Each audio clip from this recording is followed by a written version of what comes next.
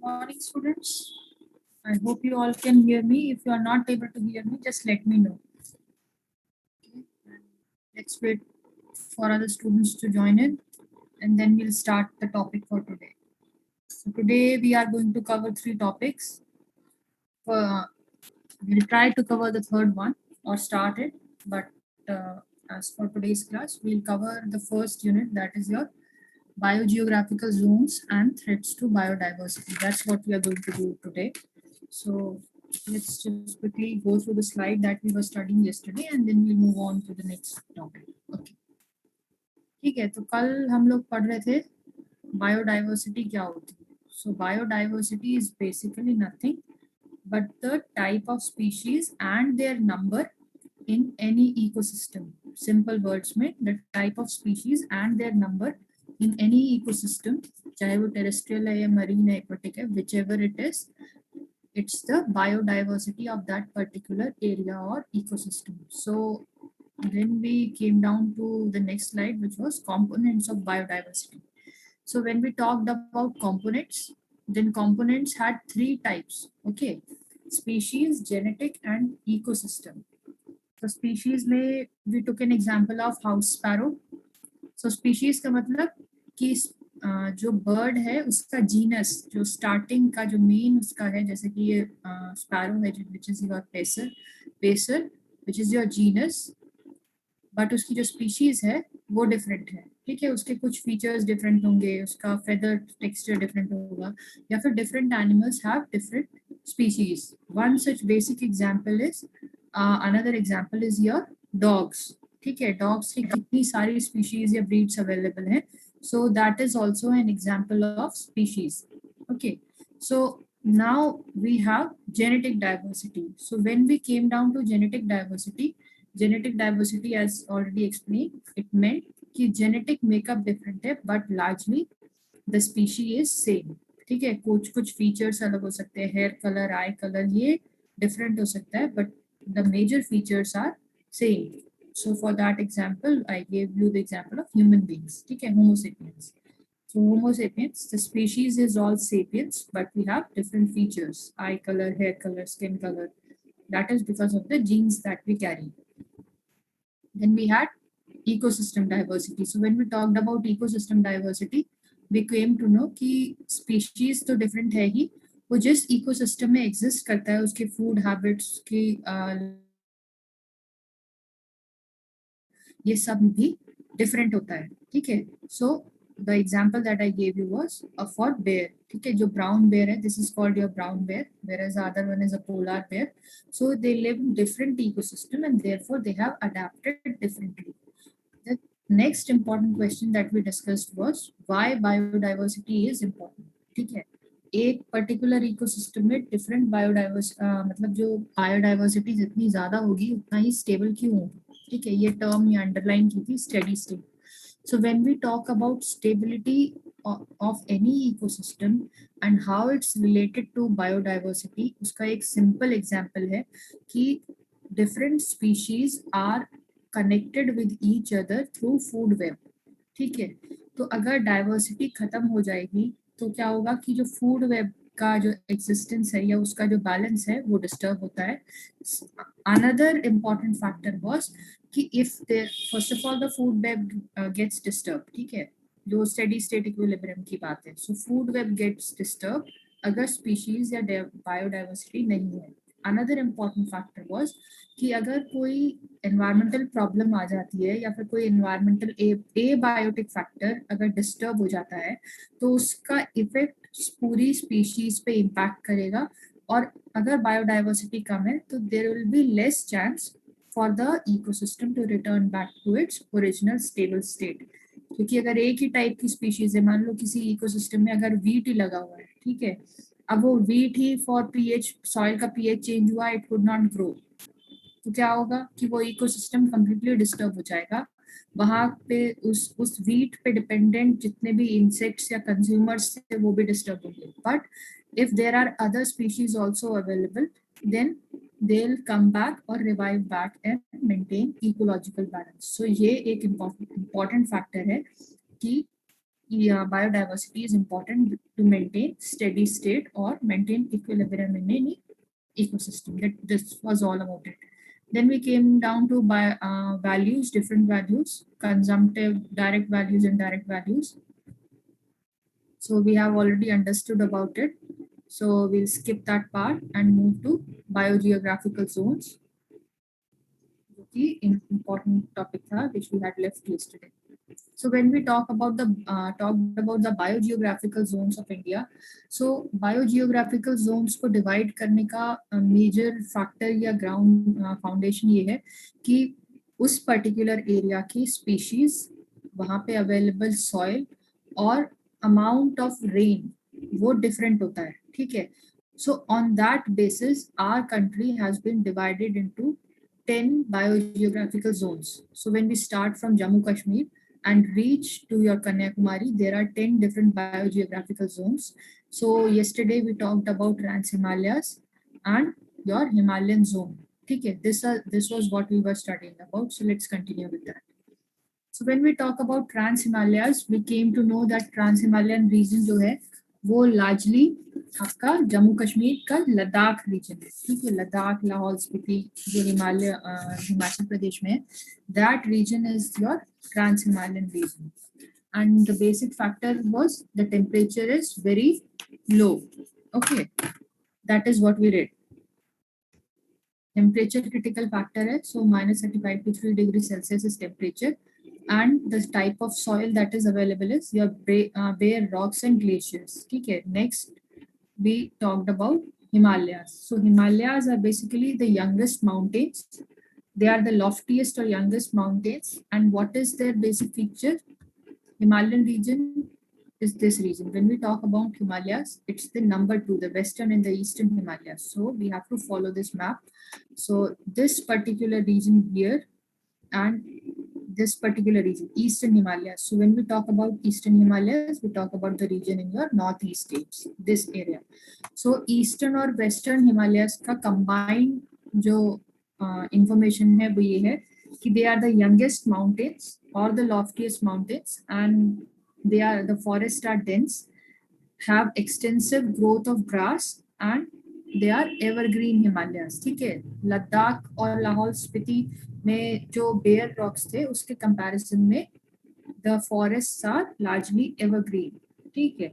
And what type of forest we saw? We saw tropical rainforest in eastern Himalayas, whereas thick subtropical and alpine forests in central Himalaya and western Himalaya. So let's just go back to the map.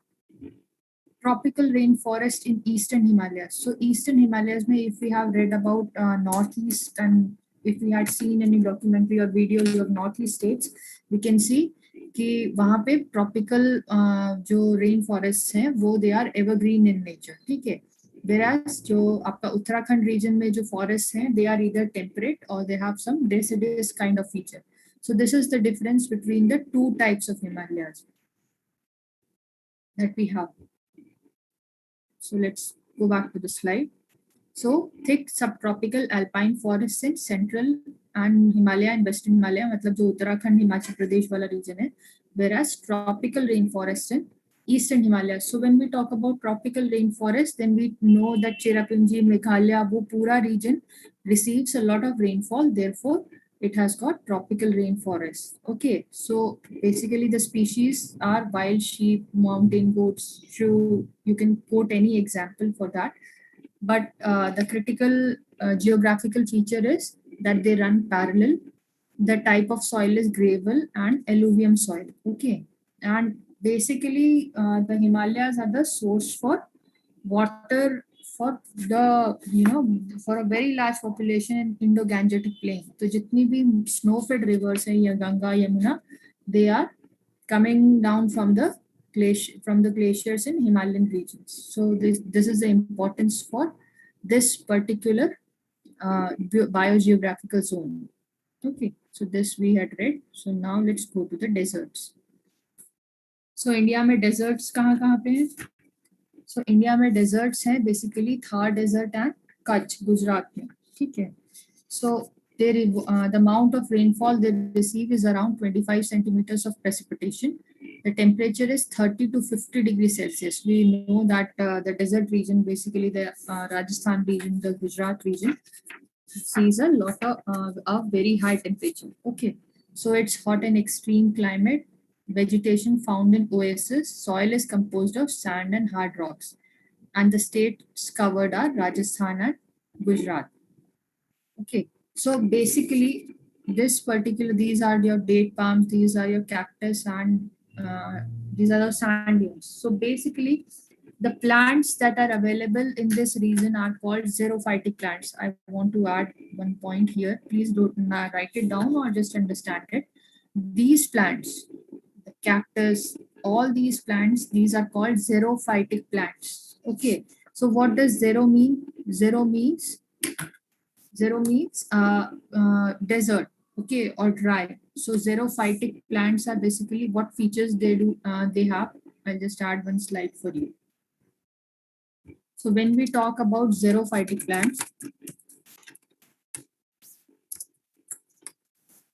examples are cactus, and their basic feature is they have thick cuticle, okay, and basic, and they are also called, they have waxy layer on the leaves.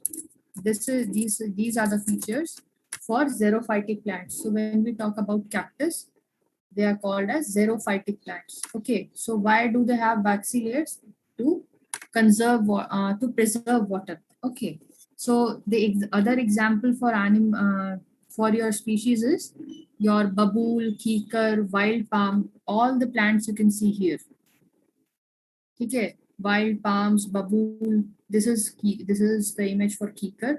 So babool, kikar, wild palm, cactus are the examples of your plants found in the desert region. Okay, now let's go to animals. So when we talk about animals, the animals are your black bug, gazelle, etc. Okay. So one more important feature for desert region is that great Indian bustard is a bird which is found in your desert region.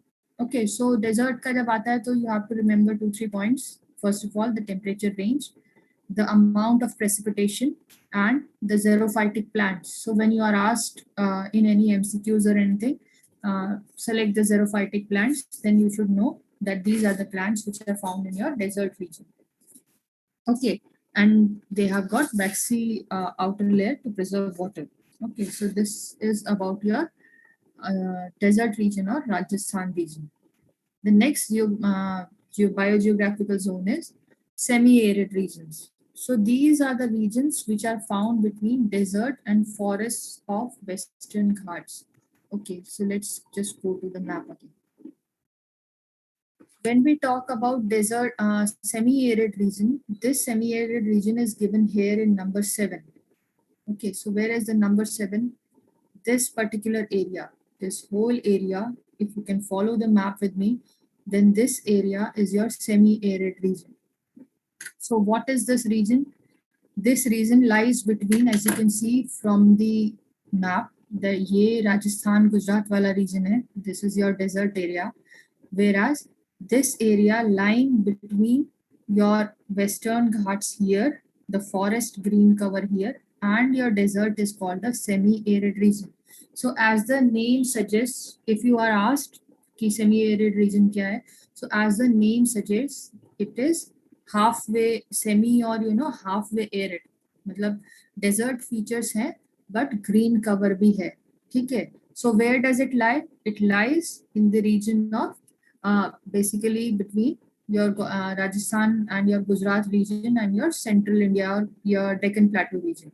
Okay, so it's your Thar in Rajasthan, and it extends to Gulf of Kutch and Cambay and whole of Katwar Peninsula. So this is the area. So you can recognize it as Madhya Pradesh, Rajasthan region and the ends of it. So what are the features? Let's just go to the features. So when we talk about, like it says, the states included, it's the parts of Punjab, Haryana, Gujarat, Maharashtra, where the vegetation is less. The type of vegetation is thorn forest, It's a transitional zone between desert and dense forests of Western Ghats, as I already told you. Now, discontinuous vegetation and this vegetation in patches. So, if any 38 of you belongs to Madhya Pradesh region, then they might be knowing what I'm talking about. The vegetation, if you have ever traveled from Delhi to Mumbai or Delhi to Nagpur area, then you must have seen, specifically by train, you must have seen that there are red mountains, or red soil is there, or the vegetation is very sparse. Okay. So this particular area, this region is called your semi-arid region. Okay. Thorn forests hai, discontinuous vegetation hai, open areas of bare and water deficit soil. So the flora, because the water is deficit, so the type of plants available are your thorny shrubs, grasses, cereals, some variety of bamboo and dry forest. The birds are jackals, leopards, eagles, snakes, buffalo, fox, etc. You can quote any. But the main feature is that you should know the type of soil or the vegetation that is available, or the area. You should recognize the area. Okay, so these are your hot arid, these are the cold arid and hot arid zones. So when we talk about cold arid, we talked about Ladakh and the upper part of the Trans-Himalayan region. Okay, arid means no vegetation or dry. Okay, so this is one particular map. If you want to look more into it, you can have a look at it. Otherwise, just look at the features when we talk about semi-arid region. कहाँ पे available है और किस type के forests. The next biogeographical zone is your Western Ghats. So when we talk about Western Ghats are rich in biodiversity. Okay, so Western Ghats lie here.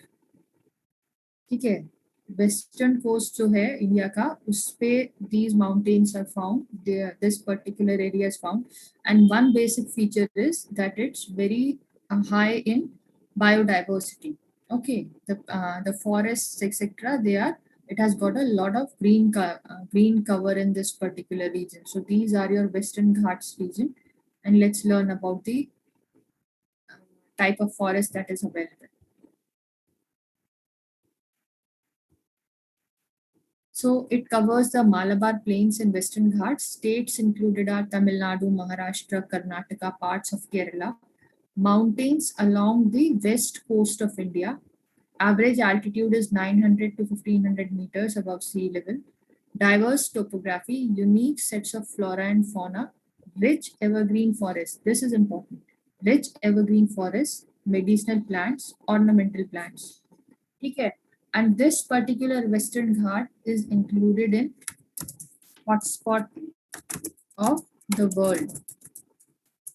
Okay, so this is basically your features for Western Ghats. So Western Ghats are rich evergreen forests, and they have got a lot of medicinal plants and ornamental plants. Okay, so let's just have a look at the. It's sparsely populated, mainly tribal populations live here. Fertile land for rice cultivation, because we can associate rice with Kerala and Karnataka region. Commercial crops में आपके spices जो grow करते हैं Kerala region में, and plantation etc. 14 endemic species of legless amphibians. We'll talk about this when we talk about the threats of biodiversity. So this particular region is your Western Ghats. Okay. So the next is your Deccan Plateau. So when we talk about the Deccan Plateau, it lies in the rain shadow region of Western Ghats. Central and eastern highlands provide many forest products composed of oldest crystalline rocks. Okay. So where does it lie? Deccan Plateau. Let's go back to the map. This particular region, Deccan, this whole area, which you can see, it's not covered much with your forest or green cover. This particular region in India is called the Deccan Plateau. Okay, so let's just look at the features of the Deccan Plateau.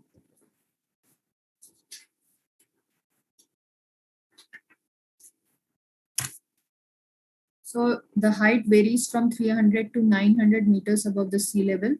Oldest crystalline rocks are present. it's semi-arid in north and tropical in most parts. Rainfall in the monsoon and temperature exceeds up to 40 degrees Celsius in summer. So these are the features for Deccan Plateau.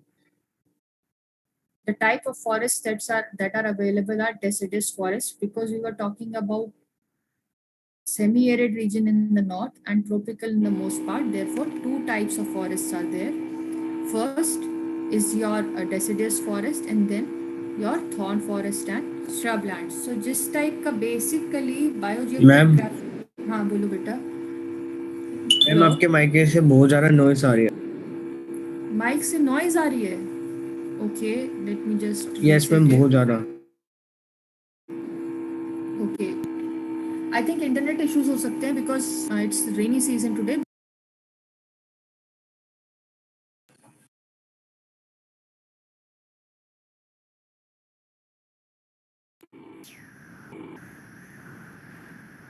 Hello.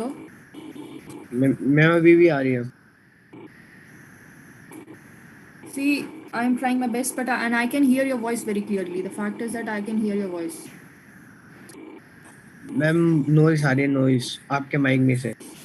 Shiv, is it? I think the problem is सभी को आ रही है क्या? Except Shiv. अगर किसी Yes, और को भी आ रही है.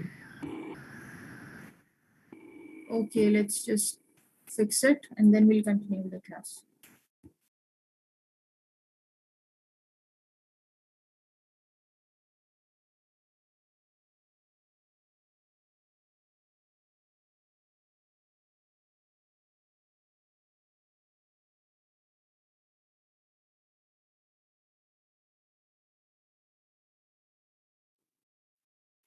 Okay, I've changed the mic. Okay. So I hope it's fine now. Hello. yes, ma'am. Yes, ma'am. Okay, I've changed the mic now. So ठीक है, Deccan Plateau, you can recognize where it is. So let's move to the next one. Indo-Gangetic Plain, we all know. So basically, it's the parts of Haryana, Uttar Pradesh, Bihar, etc. That is the Indo-Gangetic Plain. जो गंगा के around area है, that is your Indo-Gangetic Plain.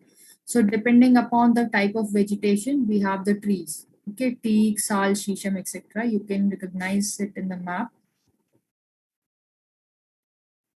here.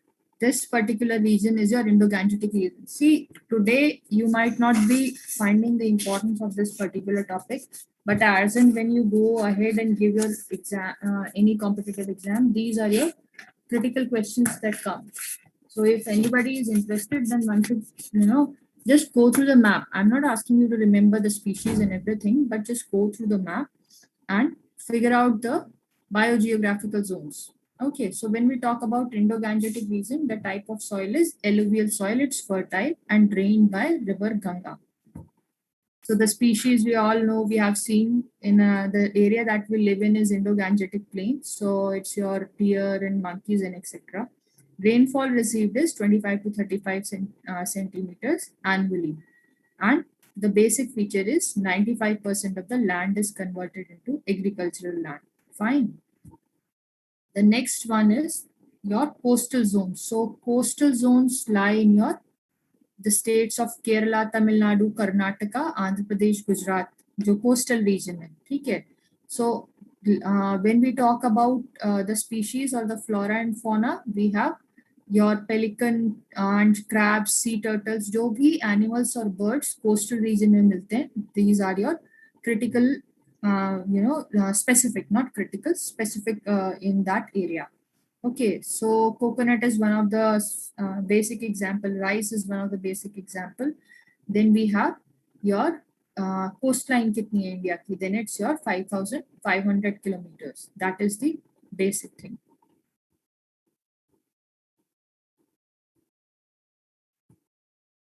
Okay, so this was about your coastland. Now we have Northeast India. This is the 9th biogeographical zone. So basically Assam, Arunachal Pradesh, Manipur, Meghalaya, Mizoram, etc. These are called the Seven Sisters, and they are highly rich in biodiversity. So when we talk about plants or animals, because they are, as we have read previously, that the northeastern region has tropical rainforest. So for that reason, biodiversity बहुत ज़्यादा है and the type of animals and plants present is very large. ठीक है, इसीलिए eastern Himalayas is also another hotspot of the biodiversity, specifically in India. So in India, there are two hotspots.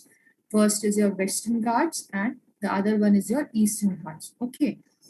So the species bamboos, ferns, mango, bananas, citrus fruits, medicinal plants, ये आपके सारे biodiversity है वहाँ के area की, north eastern India की. ठीक है. There are 51 types of forest ecosystem found in this area. See, India is a very biodiverse country.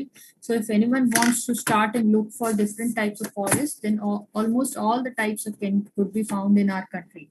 So northeastern region में tropical moist deciduous forest, semi-evergreen, wet evergreen forest. So all these forests are found in the northeastern region, or all such ecosystems are found in the northeastern region. Okay. Now comes the last biogeographical zone, which is your island. So in India, there are two islands. First is your Andaman and Nicobar Island, and the second one is your Lakshadweep Island. Okay, so because they are near tropics, so the type of temperature is tropical climate, and it's humid in nature, or the weather is humid, and maximum temperature reaches to 28 degrees Celsius. Okay, so the type of flora and fauna available is 50 types of forest mammals, wild boar, crocodile, etc. And flora is giant evergreen forest, wet bamboo breaks, and semi-evergreen forest. So you can quote any one of them. But it has got huge variety of marine species. That is the critical feature of all the 10 biogeographical zones. Okay, so these are some of the images for coastal islands and coastal regions. So let's go to the last slide. So basically, hotspot of biodiversity, ये question बहुत आता है. What is hotspot of biodiversity and India में कहाँ पे है?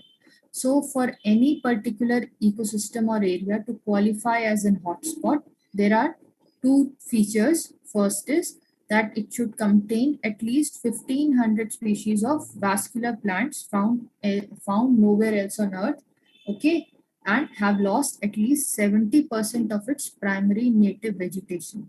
ये दो फीचर्स हैं. इसका मतलब क्या है कि किसी भी पर्टिकुलर एरिया को हॉटस्पॉट डिक्लेयर करने से पहले it should have at least 1500 species of plants. ठीक है, जो कि कहीं और वर्ल्ड में नहीं अवेलेबल है. So if we are saying Western Ghats and Eastern Ghats और Eastern Himalayas are hotspot, that means it has got 1500 species of plants and animals that are found only in that region. And second important factor is 70% of that native vegetation has been lost. How it's lost? It's lost because of human intervention. So in India, there are two hotspots, Western and Eastern Ghats. So you should note them because वो MCQs form में भी कभी-कभी आ जाता है. ये दोनों points भी आते हैं. To select what are the critical factors for declaring any place as hotspot. So this completes your biodiversity and its conservation. So we'll take up the next slide, threats to biodiversity, and we'll complete it quickly so that on Monday we'll start the new topic. Okay, so I'll stop the share here and start the new topic.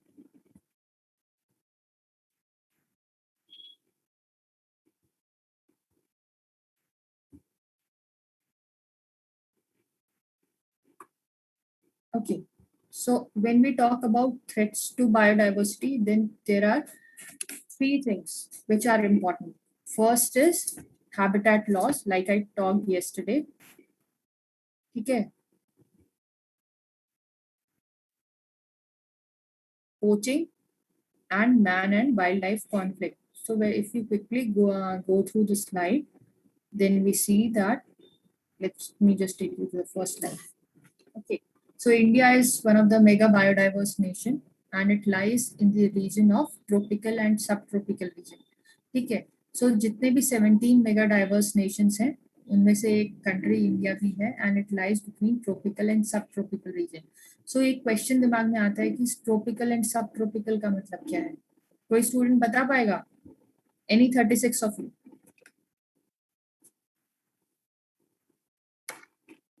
Dhriti, Dhupam, Harshit, tropical and subtropical region. So basically tropical and subtropical region का मतलब है कि जब हम trophic of Cancer and Capricorn की बात करते हैं तो जो रीजन दोनों ट्रोपिक्स के बीच में आता है लाइक करता है, we have read about Tropic of Cancer and Capricorn in our previous classes in SS3, okay, social science studies. So basically the region lying between these two tropics is your tropical and subtropical region. Okay, so India lies between them, so it has got a climate and which has helped with a lot of biodiversity. Okay, so what are the threats to that biodiversity? The threats are overgrowing population and demand for land, energy and water supply. So habitat loss का जो biggest example है वो है deforestation. ठीक है, so cutting of trees, filling wetlands to construct houses, creating dams that change the flow of river. These are the examples for habitat loss. Okay, so what happens next? Next is your poaching. Poaching में क्या होता है कि animals are killed for their tusk, skin, horns, etc. So जो species है, जो animals की strength है किसी ecosystem में, that gets disturbed. So this is another threat for biodiversity. The last one is man and wildlife conflict. So when we talk about man and wildlife conflict, तो man and wildlife conflict का जो relation है वो habitat loss और poaching से है. ठीक है, हैबिटेट लॉस होगा तो there will be less land for animals to survive and for that reason man and wildlife conflict occurs. So one such image for this is this. Okay, so this particular image clearly defines man and wildlife conflict. जो habitat loss का एक major example है वो है Amazon Fyers. ठीक है, जो Amazon forest है उसमें 2019 से फायर है, फॉरेस्ट फायर है.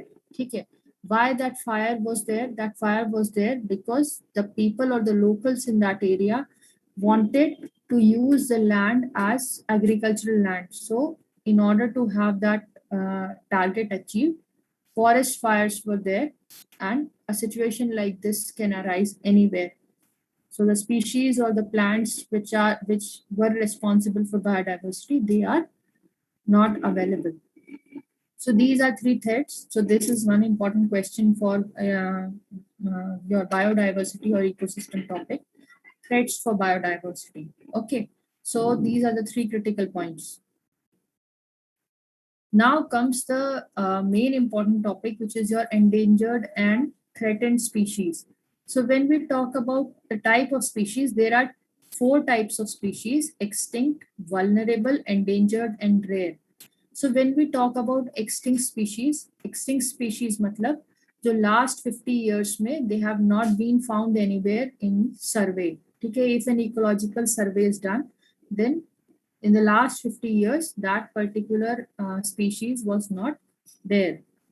Vulnerable species कौन सी होती है? Students, इनके difference आप याद कर लेना अच्छे से, because this is one critical question. Okay, so vulnerable species are the ones जो कि surveys में regular decline in number show करते हैं. ठीक है, why the decline is there? It's because of over exploitation and habitat disruption. The next is endangered species. So endangered species की category में आता है, they are still abundant, yet there is a serious threat of extinction if not checked regularly. ठीक है, fourth type is species that are not endangered or vulnerable but at risk. ये species आपकी rare species के case में आती हैं. International Union for Conservation of Nature and Natural Resources publishes a red book data which lists the endangered species. So this is also important. अगर कहीं पे question आता है what is red data book, sorry. So red data book is a book that lists the number of endangered species. So the example is gharial, Kerala India frog, Ganges shark, Indian vulture. These are all your endangered species. These are the examples for endangered species. Okay, Ganges shark, Indian vultures, okay, passenger pigeons. So these are endangered species. So the difference between all the species type of species one should know. Okay. So the next endemic species of India, these are the list. So biodiversity conservation में there are 6 main important points. Okay, first is legislation, then we have in situ conservation, ex situ conservation, recording indigenous knowledge, community participation of in biodiversity conservation and international conservation strategies. तो basically ecosystem क्या होता है, bio कितने type का ecosystem है, biodiversity क्या होती है, उसके थ्रेट्स कितने हैं, 3 थ्रेट्स हैं, habitat loss, poaching and man and wildlife conflict. Now अब बायोडाइवर्सिटी को बचाया कैसे जाए, these are the points which involve biodiversity conservation. ठीक है. सो लेजिस्लेशन का मतलब है जो लॉ है, जो गवर्नमेंट है उसको इन्वॉल्व करना. So in India there are various laws which have been put in fact or put in place to preserve your biodiversity. Fisheries Act, Forest Act 1927, Forest Conservation Act 1980. So these are different acts which are available for conservation of biodiversity. Next is in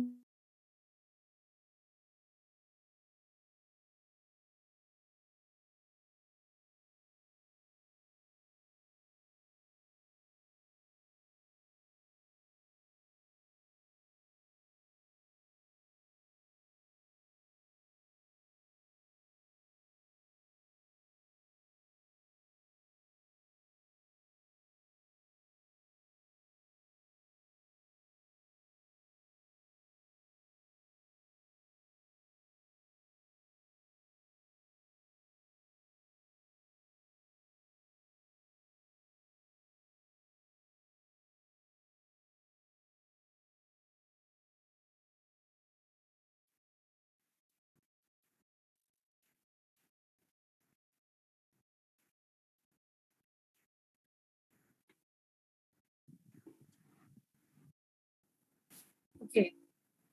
So we were talking about your biodiversity conservation. So biodiversity conservation का basic method जो list किया है वो है legislation. Legislation we all know it means law. ठीक है. Now the next method is in situ conservation. So in situ और ex situ conservation ये important points हैं. In situ का मतलब है कि conserving the plant and animal in their natural habitat. ठीक है. जैसे कि नेशनल पार्क्स है, जिम कॉर्बेट नेशनल पार्क है, गिर सेंचुरी है, बायो रिजर्व्स हैं. ठीक है. जितने भी आपने कभी सुने होंगे नेशनल पार्क्स या बायो रिजर्व्स या sanctuaries, these are the examples of in situ conservation. So in situ और ex situ का डिफरेंस यही है कि in situ के केस में the plant is conserved in its original habitat. ठीक है. पहली बात तो लॉ प्लेस कर दिया, फिर जहाँ जो एरिया में वो स्पीशीज रहते हैं उस एरिया को आपने स्पेसिफिक मार्क कर दिया, उसको सैंक्चुरी या नेशनल पार्क बना दिया, and now the ex situ conservation. ठीक है. Jim Corbett national park I have given an example. ठीक है. So this is the next is your ex situ conservation, protection of plants and animals away from their natural habitat. So zoological parks, botanical gardens, forestry institutions, agricultural research, a lot. So basically this is these are the examples of your ex situ conservation. ठीक है. कि जहाँ उनका habitat था वहाँ से एक different artificial environment में they are being kept so that their genetic material can be conserved. ठीक है. मान लीजिए एक दो कोई endangered species है, ठीक है, and it's not able to survive or retain itself in its original habitat. So what does the scientists do or the people do? They take it away from its original habitat and place it in a zoological park, botanical gardens. We have heard about botanical gardens, forestry institutions, agricultural research institutions. तो वहाँ पे लाके इन species को रख देते हैं. ठीक है. National Bureau of Plant Genetic Resources, Delhi. National Bureau of Animal Genetic Resources, Delhi. These are the basic. These are the two institutions in Delhi itself जो कि जो different species है उनके genetic material को conserve करता है. ठीक है, so that in future if they go in endangered or if they are about to go extinct, then at least we have the genetic data or genetic material for those particular species. So reproduction of plants and animals away from their natural habitat is ex situ conservation. ठीक है, seed banks, botanical gardens, ये सारे examples हैं ex situ conservation की. ठीक है, this is all about your in situ and ex situ. So ex situ में आते हैं आपके सारे बॉटनिकल गार्डन्स या फिर जो national bureau of plant genetic resources Delhi में है, एनिमल जेनेटिक रिसोर्सेज है, इस टाइप के इंस्टीट्यूशंस, रिसर्च लैब्स जो कि जेनेटिक मटेरियल को रिस्टोर कर सकते हैं या फिर उसको स्टोर करते हैं, प्रिजर्व करते हैं, is your ex situ conservation method. Recording indigenous knowledge. ठीक है, so local community is dependent on immediate resources for life needs. They have a vast knowledge about the local flora and fauna which is passed orally to next generation. Such critical or information needs to be documented and preserved. So basically कुछ जो लोग ये एक बहुत आम सा statement भी से कि जो लोकल्स है किसी पर्टिकुलर एरिया का, specifically on mountains, they know more about that area in comparison to the people who do not reside there. So the information about the plants, the animals that are present there is passed from one generation to another generation orally. So such critical information about the plants, animals of that area should be preserved. This is all about your recording indigenous knowledge. ठीक है, जो information orally from one generation to another generation pass होती है उसको document करना और preserve करना, that is recording indigenous knowledge. Community participation. ठीक है, this is also one of the critical methods for biodiversity conservation कि जो joint forest management philosophy it stresses on participation of the localites, the village communities to come together and preserve the biodiversity. ठीक है, NGOs also play a critical role in preserving or helping community participation. So international conservation strategies are there. The Convention for Biological Diversity, Earth Summit 1992, focus on preservation of sustainable usage. Convention of International Trade in Endangered Species of Wild Flora and Fauna, 1975. So all these laws, all these conventions are in place to preserve the biodiversity. So saving biodiversity, saving life. Okay. So what all steps? Basic. Plants are the basis of survival of biodiversity. Avoid usage of insecticides, pesticides, etc. Curb usage of fur, skin, leather, etc. Promote biofarming and assist national level bodies in conserving rare and endangered species. So basically, students, this ecosystem and biodiversity looks like a very unimportant topic, but it's the foundation of survival. Okay, whether it's your plants or animals, they are all a part of ecosystem, a part of food chain, and steps and measures should be taken to preserve all these species and of plants and animals available in any ecosystem. So this is all about your unit 1, ecosystem, threats to biodiversity, its conservation and biogeographical zones. So from the next class on Monday, we will start with a new topic, your unit 2. Okay, so for today, I'll end the class here and we'll continue on Monday. And I'll share the notes with you today itself. So you can go through them and ask questions as and when needed. Okay, so thank you and have a good day.